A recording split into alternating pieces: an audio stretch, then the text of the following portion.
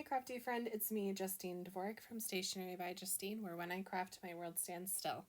Today I'm making 2 mini scene cards, so I need some backgrounds for my scene. So I will start off with making my very own sky, and I'm doing that with a stencil that I made with some acetate and a die.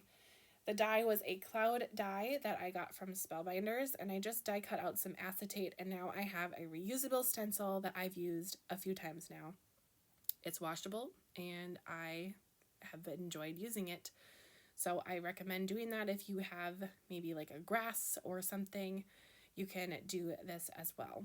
Now, I don't know why I did not put this on my stamp wheel. I have really not been stenciling without a grid or a sticky mat at all, but for whatever reason today on this video I did not, and I was going rogue and just holding it down and hoping for the best, which was a choice. So just to tell you, I'm using the Tumbled Glass Distress Oxide and some smooth cardstock. This will give my background a soft look, and it will be not as harsh as using like the color Clear Skies. I think that's usually my go-to blue for skies, but I thought that this tumble glass would be a little bit better. My cards today are spring scenes, so I didn't want it to be too harsh, and I just wanted to keep everything looking very soft and light. So I'll just finish it off with this last little layer and get all that extra ink off the bottom of my stencil there.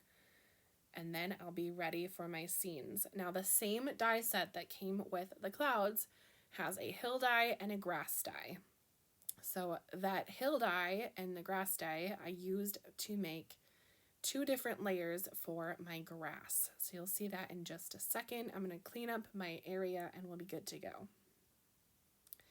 Now for the grass, I wanted it to have a little bit more dimension to it, not just a wiggle or a little grassy look. So I'm going to pull out some more oxides and get some Lucky Clover. Again, I wanted to keep it looking soft, so I grabbed oxides and not inks. Inks would give a very nice deep tone, but the oxides would keep it nice and soft. So that's kind of the look I was going for here. I'm going to use the same color, Lucky Clover, on my grass. So with these 2 cards, the backgrounds are going to be very similar because they're going to be spring cards. So I'm going to actually take my little scene and chop it in half, and then I have 2 scenes instead of just 1, like so. Now I'm going to take oval dies. These are called Pinpoint Oval Dies. They're from LDRS Creative. And I was sent these from doing a Babes Night Out with Melanie Smith, and I love these oval dies. I've been reaching for them so often, and how cute are these ovals for spring and Easter cards? They kind of look like an egg for Easter. I think that's kind of fun. Okay, now what am I going to make these scene cards look adorable with? Well, cute little critters. Isn't that bunny with the butterfly just adorable? And the chick with the egg here, just so cute. There's a lot of options, and I had a hard time picking what I was going to do because there was a lot of options for me. Because I grabbed the new Pajama Crafter stamps, 2 sets, the Extra Special stamps and Where Hope Blooms stamps. Both sets have a lot of really cute little critters, mostly bunnies and birds, but there's also a dog, a cat, and a ladybug, a big ladybug. So lots of cute little options there. You can see a bit of it off the screen there. But to see all of them, you can go ahead and check out the link I have in the description for Pajama Crafter stamps and see it all. But here's just a little preview. That little chick with a little Easter lily. There's this cute little puppy with the flower. I mean, that's adorable. Okay, well, I went ahead and chose the bunny and the cat.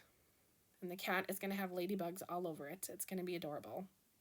Okay, I wanted my sentiments to be very soft and have the message written in the clouds. which is a little bit artsy-fartsy, but that's just who I am. So I'm going to have the clouds say Happy Easter on one of them, and on the other one, it will say Happy Spring. Now, I love the sentiments that Pajama Crafter Stamps has with their stamp sets because they always have really fun and neat sentiments with fun fonts. I love looking at different fonts, and they always pick really good ones. The Happy Easter almost looks like it was handwritten in beautiful penmanship, and this Happy Spring is just so bouncy and cute.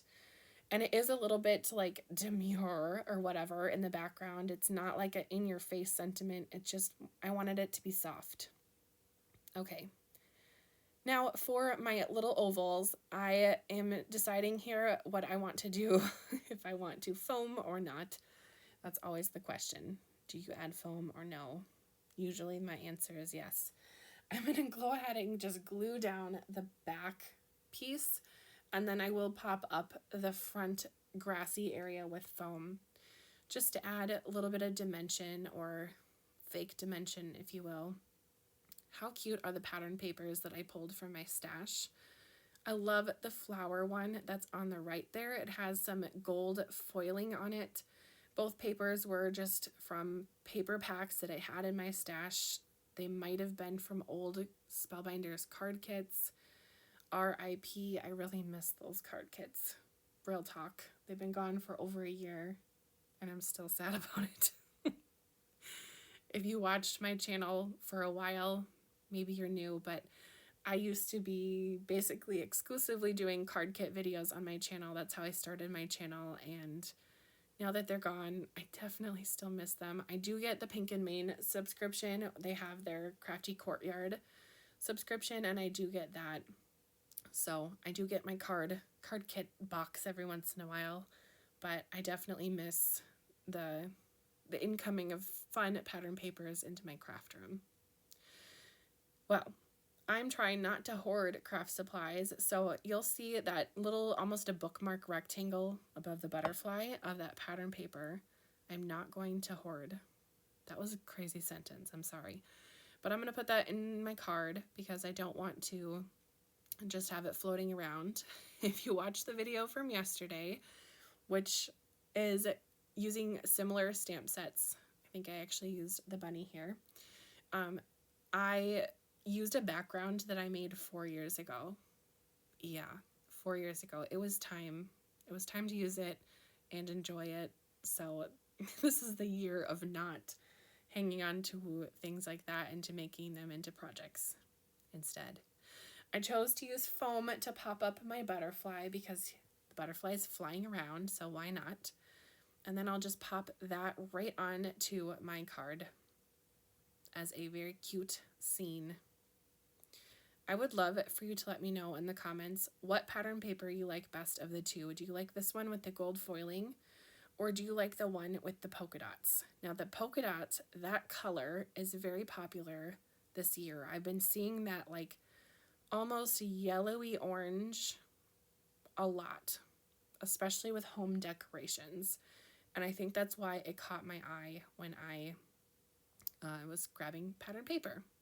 So I'll just use that little strip in the center of my card, and I'll just send it off to the edge on the left, and this will just be like a fun little extra fun surprise, I don't know, in the center of the card. And it won't affect the writing of the message. Okay, I'm about to show you the rest of my second card I assembled off camera because it's the exact same process as this one. So let me know which one you like better. Do you like the cat or do you like the bunny? Let me know. I'm quite curious. I think my favorite has to be the bunny. I don't know. It's everything. It's the pattern paper. It's the coloring. I just love it. By the way, I use colored pencils to color all the stamps. So if you're interested in a video about colored pencils, I posted a video yesterday that talks about using colored pencils and not using crazy expensive craft supplies to make cards. Thank you for watching, and we'll see you next time. Bye, crafty friend.